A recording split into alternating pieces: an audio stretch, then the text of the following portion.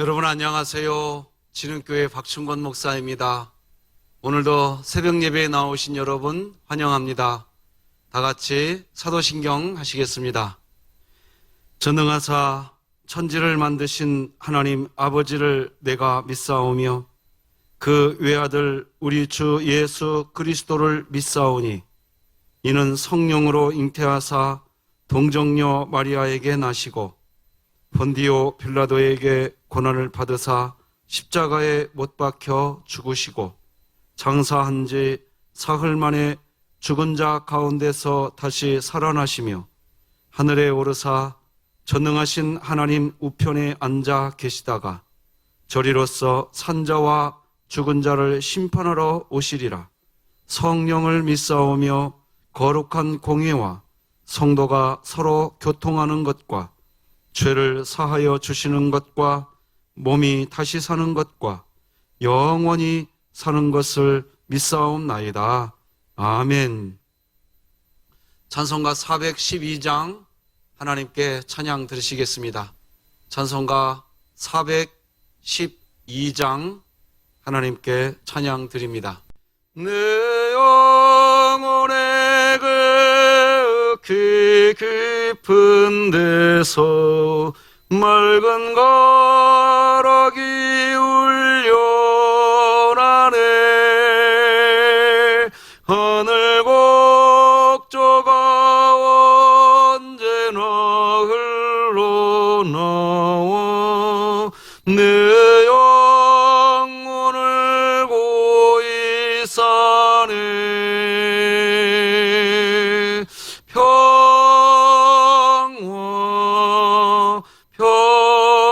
평화로다. 하늘 위에서 내려오네. 그 사랑의 물결이 영원토록 내 영혼을 덮으소서. 내 마음속에서 사나니 평화는 깊이 묻힌 보배로다. 나의 보화를 캐내어 가져갈 자 그 아무도 없으리라.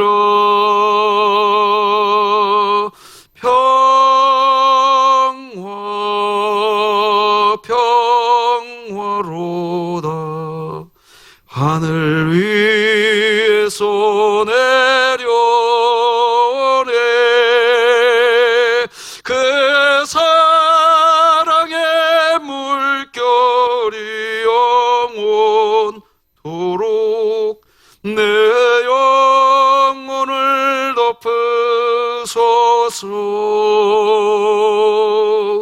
내 영혼의 평화가 넘쳐남은 주의 큰 복을 받음이라. 내가 주야로 주님과 함께 있어 내 영혼이 편히 쉬네.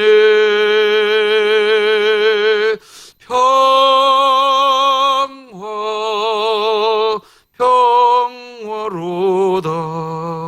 하늘 위에서 내려오네. 그 사랑의 물결이 영원토록 내 영혼을 덮으소서. 이 땅 위에 험한 길 가는 동안 참된 평화가 어디 있나. 우리 모두 다 예수 삼아 참 평화를 누리겠네. 평화 평화로다. 하늘 위에서 내려오네. 그 사랑의 물결이 영원토록 내 영혼을 덮으소서.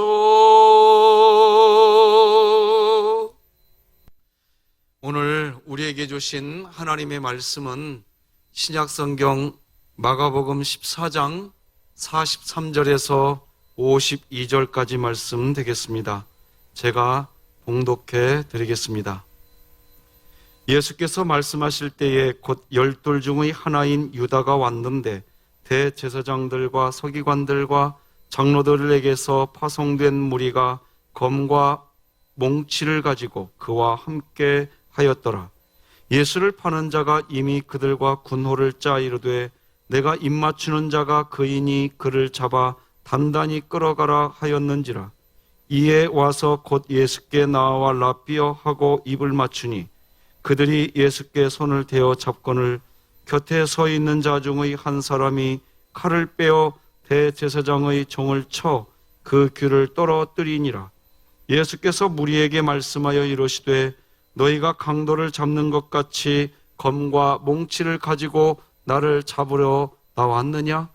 내가 날마다 너희와 함께 성전에 있으면서 가르쳤으되 너희가 나를 잡지 아니하였도다. 그러나 이는 성경을 이루려 함이니라 하시더라.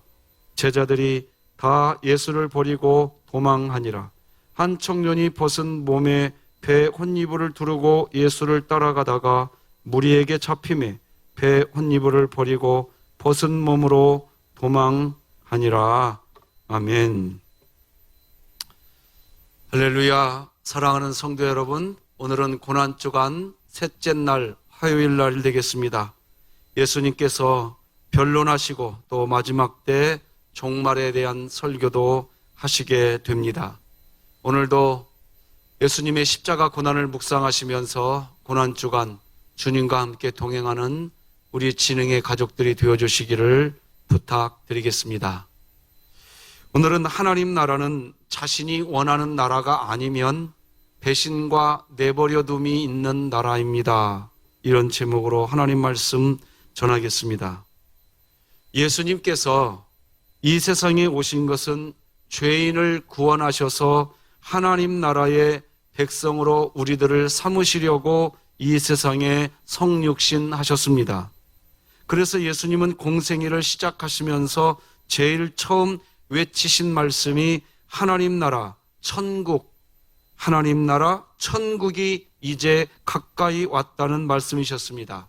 마태복음 4장 17절 보니까 이때부터 예수께서 비로소 전파하여 이르시되 회개하라, 천국 즉 하나님 나라가 가까이 왔느니라 하시더라. 예수님께서 이렇게 외치기 시작하시면서 시작한 예수님의 사역의 목적은 계속해서 죄인들과 병자들, 귀신 들린 사람들을 고치시고 치료하시면서 하나님 나라를 세워 가시는 것, 그것이 예수님의 사역의 목적이셨습니다. 그래서 예수님은 귀신을 쫓아내시고서 너희가 하나님의 손을 힘입어 귀신을 쫓아내고 있다면 이미 하나님 나라가 너희에게 임하고 있다라고 말씀을 하십니다. 누가복음 11장 20절 보니까 그러나 내가 만일 하나님의 손을 힘입어 귀신을 쫓아낸다면 하나님의 나라가 이미 너희에게 임하였느니라. 예수님께서는 가시는 곳마다 이제 하나님 나라가 너희에게 임하게 될 것이라고 얼마나 많이 이야기하셨는지 하루는 바리새인들이 예수님께 언제 하나님 나라가 임하게 되느냐라고 질문을 합니다. 그때 예수님은 그렇게 질문을 하는 바리새인들에게 하나님 나라는 볼 수 있게 임하는 나라가 아니라고 대답을 해 주십니다. 누가복음 17장 20절에 보니까 바리새인들이 하나님의 나라가 어느 때에 임하나이까 묻거늘 예수께서 대답하여 이르시되 하나님의 나라는 볼 수 있게 임하는 것이 아니요, 이렇게 대답하십니다. 그렇습니다. 예수님께서 하나님 나라가 볼 수 있게 임하는 것이 아니라고 하신 것은 우리가 느끼지 못한다는 게 아닙니다. 우리가 경험하지 못한다는 게 아닙니다. 하나님 나라가 볼 수 있게 임하지 않는다는 것은 우리 마음에 임하게 되기 때문입니다. 우리 마음이 하나님으로 충분해지면 그때 경험되기 시작하는 게 하나님 나라입니다. 그래서 예수님은 누가복음 17장 20절에서 21절에서 이렇게 이야기합니다. 또 여기 있다 저기 있다고도 못하리니 하나님의 나라는 너희 안에 있느니라. 아멘. 그렇습니다. 하나님 나라는 우리 마음에 임하게 됩니다. 예수님을 진정으로 마음에 모신 사람, 그래서 예수님으로 충분해진 사람의 마음에 놀라운 하나님 나라가 임하시게 됩니다. 찬송가 412장 가사처럼 내 영혼의 극히 깊은 데서 맑은 가락이 울려나게 됩니다. 찬송가 435장 가사처럼 세상 북이 안일함과 모든 명예 버리고 험한 길을 가는 동안에도 주님이 나와 동행하고 계시기에 행복합니다. 찬송가 323장 가사처럼 부름받아 나선 이 몸 아골골짝 빈들에도 복음 들고 가오리다 라고 찬송하면서 그러면서도 자기가 지니고 있는 것 아낌없이 드리면서 가게 되는 게, 순종이 되는 게 하나님 나라입니다. 하나님 나라는 우리 눈에 보이는 나라는 아니지만 우리 삶에서 그냥 경험되는 게 하나님 나라입니다. 하나님 나라는 당장에 내 손에 경제적인 어떤 재물이 쥐어지지 않는 나라이지만 찬송이 되는 나라가 하나님 나라입니다. 그런데 오늘 본문에 등장하는 사람들은 그런 하나님 나라를 3년 동안이나 예수님 곁에서 지켜보고 경험을 했던 사람들인데도 가룟 유다는 돈에 의해 하나님 나라를 배신해버리고 나머지 11명의 제자들은 두려움 앞에서 하나님 나라의 본체이신 예수님이 체포되어 끌려가시는데도 예수님을 내버려 두고 도망가 버립니다. 자, 먼저 가룟 유다입니다. 43절이지요. 예수께서 말씀하실 때에 곧 12 중의 하나인 유다가 왔는데 대제사장들과 서기관들과 장로들에게서 파송된 무리가 검과 몽치를 가지고 그와 함께 하였더라. 여러분, 자신의 신앙은 흔들리지 않는 신앙이라고, 자신의 신앙은 흔들리지 않는 신앙인이라고 자만하지 않으셔야 합니다.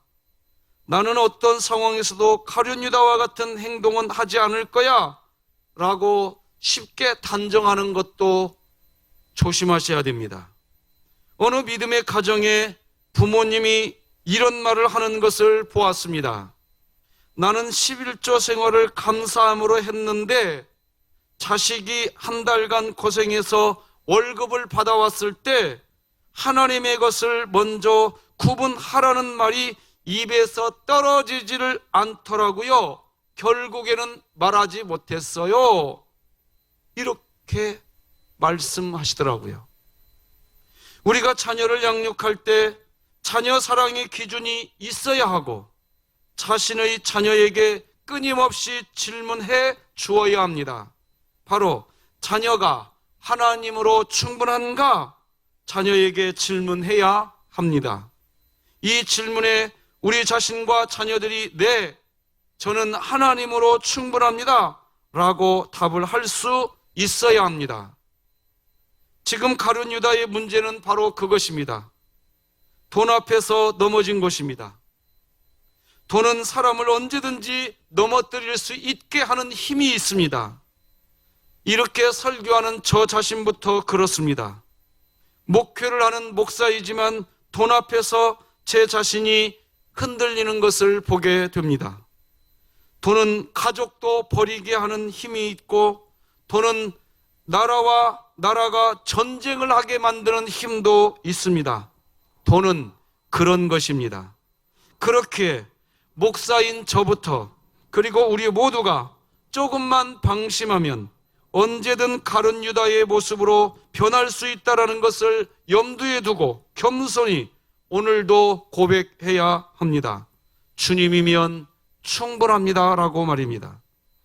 주님으로 충분하지 않자 가룟 유다는 그 주님께 입을 맞추면서 예수님을 팔아 넘기게 됩니다. 44절 45절이지요. 예수를 파는 자가 이미 그들과 군호를 짜 이르되 내가 입 맞추는 자가 그이니 그를 잡아 단단히 끌어가라 하였는지라. 이에 와서 곧 예수께 나와 랍비여 하고 입을 맞추니. 자, 참담하지요? 그런데 오늘 본문에서 우리가 살펴보아야 할 사람은 바로 칼로 대제사장의 총을 쳐서 그 귀를 떨어뜨리는 또 한 제자를 또 우리는 살펴보아야 합니다. 47절 보니까 곁에 서 있는 자 중의 한 사람이 칼을 빼어 대제사장의 총을 쳐 그 귀를 떨어뜨리니라. 요한복음 18장을 보면 칼로 대제사장의 종의 귀를 자른 사람이 베드로라고 하는 것을 이야기해 줍니다. 베드로는 화가 났습니다. 돈을 받고 예수님을 팔아넘긴 이 상황을 견딜 수가 없었습니다. 정말 베드로는 정의감이 가득한 사람이었습니다. 교회에서는 이런 분들이 계셔야 합니다. 그래야 교회가 돈의 논리에 의해 움직이려 가려고 할 때에 돈의 힘이 아니라 예수님을 사랑하는 마음으로 신앙생활을 해야 한다는 교훈을 줄 수 있기 때문입니다. 그런데 문제는 이렇게 정의감에 불타서 돈으로 예수님을 팔아 넘기는 행위를 도저히 용납하지 못하던 베드로 본인도 정작 예수님이 붙잡혀 가시자 다른 11명의 제자들과 함께 예수님을 내버려 두고 도망치더라는 것입니다. 50절이죠. 제자들이 다 예수를 버리고 도망하니라. 우리는 이 모습에서 또 다른 교훈을 받아야 합니다. 성도의 삶에 있어서 정의는 반드시 지켜져야 할 상식이지만 그 정의감 때문에 하나님 나라를 누리지 못하게 되면 안 된다는 것입니다. 그렇게 정의감에 불타오르던 베드로가 왜 다른 제자들과 똑같이 예수님을 내버려 두고 도망했을까요? 그렇게 정의감이 가득했던 사람이라면 그 자리를 지켜야 되는 것 아닌가요? 어떻게 생각하시나요, 여러분? 우리는 이 부분에서 알아야 합니다. 바로 아골골짝 빈들에도 두 손 들고 가오리다 하면서 마지막 순간까지 결국 순종하고 주님을 따르는 사람은 정의감이 아니라는 것을 알아야 합니다. 오히려 그 정의감은 그 정의감 때문에 망하고 맙니다.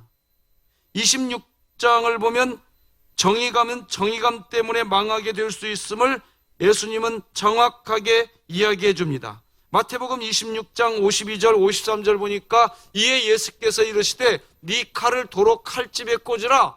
칼을 가지는 자는 다 칼로 망하느니라. 너는 내가 내 아버지께 구하여 지금 12군단 더 되는 천사를 보내시게 할 수 없는 줄로 아느냐? 우리는 신앙생활을 하면서 특히 교회 생활을 하는 중에 수많은 부조리를 보게 되고 또 그 부조리를 일으키는 장본인이 우리 자신이 되기도 합니다. 그리고 사람들은 교회 안에서 부조리를 보게 되면 정의감에 불타올라서 견디지 못하겠다고 합니다. 다시 말씀드리지만 교회 안에는 그런 분들도 계셔야 합니다. 하지만 그런 정의감도 예수님을 내버려 두고 도망 가더라는 것입니다. 바로 이 부분입니다. 예수님이 12군단 더 되는 천사를 보내시게 할 수 없는 줄로 아느냐? 이 말은 예수님도 이 상황에서 정의감에 불타오를 수 있었다는 뜻입니다. 그러나 예수님은 정의감에 불타오르지 않으셨습니다. 그냥 그 상황을 받아들이셨습니다.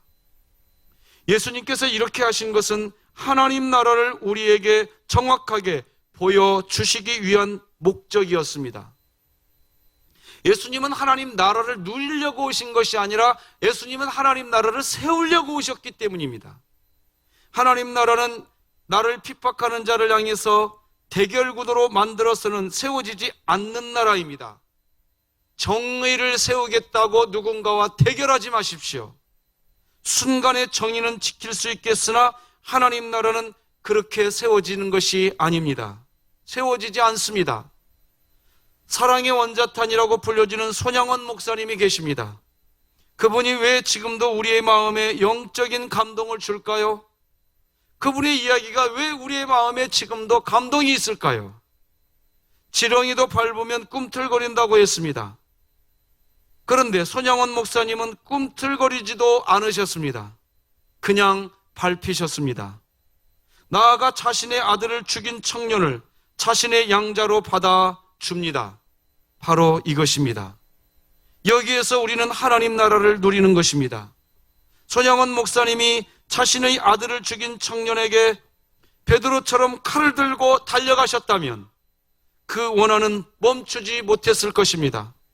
그래서 예수님은 칼을 가지는 자는 다 칼로 망하느니라 라고 하신 것입니다. 우리 진흥교회가 코로나19 시대를 맞아서 예배를, 주일 예배와 각종 예배를, 예배당 예배를 멈추고 영상 예배로 대체하고 있습니다. 세상은 다른 곳에 대해서는 이야기하지 않고 교회 예배에 대해서만 이렇게 자꾸 핍박하는 것을 느끼게 됩니다. 저항하고 싶은 마음이 있습니다. 나도 칼을 뽑아내보고 싶은 마음이 있습니다. 반항해보고 싶은 마음도 있습니다. 그러나 그렇게 하지 않는 지금의 모습 앞에서 주님을 묵상하게 됩니다. 칼을 가지는 자는 다 칼로 망하느니라. 깊이 묵상해 봅니다. 사람들은 이렇게 이야기할 수 있어요. 그러면 교회는 어떻게 정의를 바로 세울 수 있느냐라고 말입니다. 질문할 수 있을 것이고 또 질문하고 싶으실 것입니다. 그러면 교회는 언제 정의를 바로 세울 수 있을까요? 그 질문의 답은 주님으로 충분해질 때입니다. 주님으로 충분하면 정의를 바로 세울 수 있습니다. 세워집니다. 왜냐하면 주님께서 정의로우신 분이시기 때문입니다. 주님으로, 하나님으로 충분하다는 말은 우리가 하나님 안에 있고 하나님이 우리 안에 계시다는 의미입니다. 성경은 우리가 하나님 안에 있고 하나님이 우리 안에 있으면 열매를 많이 맺는다고 요한복음 15장 5절에서 기록합니다. 나는 포도나무요 너희는 가지라. 그가 내 안에 내가 그 안에 거하면 사람이 열매를 많이 맺나니. 아멘.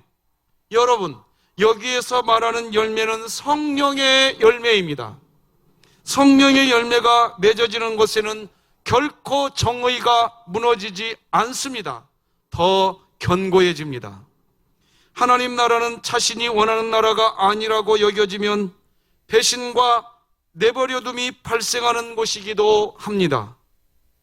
가룟 유다와 제자들의 모습이 그랬습니다. 내가 원하는 나라를 소망하지 말고 하나님이 주시는 하나님 나라를 기뻐하시기를 바랍니다. 부탁드립니다. 이번 주는 고난주간입니다. 꼭 예수 그리스도의 십자가의 고난을 깊이 묵상하시면서 있는 처소에서 작정하고 기도하는 시간들을 가지시고 오늘은 특별히 잠언 성경을 통독하는 날이기도 합니다. 하나님 말씀으로 마음의 중심을 잡고 승리하시는 날이 되기를 주님의 이름으로 축복합니다. 다 같이 기도하시겠습니다. 하나님 아버지, 오늘도 하나님의 말씀을 대언하게 하시고 또 듣게 하시니 감사합니다. 아버지 하나님만이 진리이시고 아버지 하나님만이 우리의 모든 충분한 조건이 되는 줄 믿습니다. 하나님 나라를 정말 누리면서 살아가고 싶습니다. 하나님 나라를 누리면서 사는 진흥교회가 되기를 원합니다. 내가 원하는 것이 아니면 그냥 배반하고, 내가 바라는 것이 아니면 그냥 내버려둬 버리고, 예수님의 제자들 모습 속에서 우리들의 모습을 발견하게 됩니다. 하나님, 우리가 하나님 안에, 하나님이 우리 안에 거하시는, 그래서 열매를 맺어가며 정의를 세우고 하나님 나라를 누려가는 저희들 되게 하여 주시옵소서. 고난주간을 지내고 있습니다. 아버지여, 예수 그리스도 십자가 고난을 깊이 가슴에 새길 줄 아는 그리스도인으로 살게 하여 주시옵소서. 주님이 우리의 모든 것 되어 주시옵소서. 예수님의 이름으로 기도드립니다. 아멘. 하늘에 계신 우리 아버지여, 이름이 거룩히 여김을 받으시오며 나라가 임하옵시며 뜻이 하늘에서 이룬 것 같이 땅에서도 이루어지이다. 오늘날 우리에게 일용할 양식을 주옵시고 우리가 우리에게 죄 지은 자를 사하여 준 것 같이 우리 죄를 사하여 주옵시고 우리를 시험에 들게 하지 마옵시고 다만 악에서 구하옵소서. 대개 나라와 권세와 영광이 아버지께 영원히 있사옵나이다. 아멘. 사랑하는 성도 여러분, 오늘도 주님과 함께 행복하시기 바랍니다.